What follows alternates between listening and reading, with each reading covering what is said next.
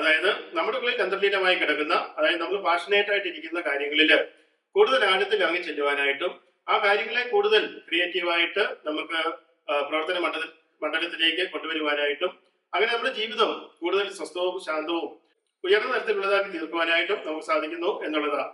അപ്പോൾ നമ്മൾ ധ്യാനത്തിലേക്ക് കടക്കുമ്പോൾ നമ്മുടെ ഉള്ളിൽ ഈ പറഞ്ഞ ഓരോരോ ഗുണവിശേഷങ്ങളും പടിപടിയായിട്ട് വർദ്ധിച്ചു വരുന്നു എന്നുള്ളതാണ്. അപ്പോൾ നമുക്കറിയാം, നമ്മൾ ധ്യാനത്തിലേക്ക് കടക്കുക എന്ന് പറയുമ്പോൾ വളരെ സിമ്പിൾ ആയിട്ടുള്ള ഒരു പ്രോസസ്സായിട്ടാണ് നമുക്ക് തോന്നുക.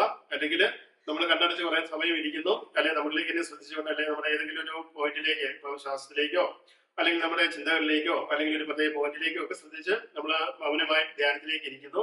അപ്പോൾ അങ്ങനെ ധ്യാനത്തിലേക്ക് ഇരിക്കുമ്പോൾ ഇത്രയധികം ഗുണവിശേഷങ്ങൾ നമ്മുടെ ജീവിതത്തിൽ സംഭവിക്കുമോ എന്ന് പലർക്കും സംശയം തോന്നാം.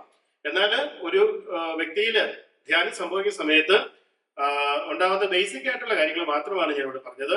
ഇതിനൊക്കെ അപ്പുറത്ത് നമ്മുടെ ആത്മീയ തലങ്ങളിലും അതുപോലെ തന്നെ നമ്മുടെ വൈകാരിക തലങ്ങളിലും ഒക്കെ വളരെ വലിയ വ്യതിയാനങ്ങൾ നമ്മുടെ ജീവിതത്തിൽ ഉണ്ടാകും. അതുകൊണ്ട് ഇതുവരെയും നിങ്ങൾ ധ്യാനത്തിലേക്ക് നിങ്ങൾക്ക് കടക്കുവാനായിട്ട് സാധിച്ചിട്ടില്ല എന്നുണ്ടെങ്കിൽ ഇന്ന് തന്നെ ധ്യാനത്തിലേക്ക് കടക്കുക. എങ്ങനെയാണ് ബേസിക് ആയിട്ട് ധ്യാനം ചെയ്യേണ്ടത്, അല്ലെങ്കിൽ എങ്ങനെയാണ് മെഡിറ്റേഷൻ ചെയ്യേണ്ടത് എന്നൊക്കെയുള്ള കാര്യങ്ങൾ വിശദീകരിക്കുന്ന വീഡിയോകൾ നമ്മുടെ ചാനലിൽ ഞാൻ ഓൾറെഡി പ്രസിദ്ധീകരിച്ചിട്ടുണ്ട്.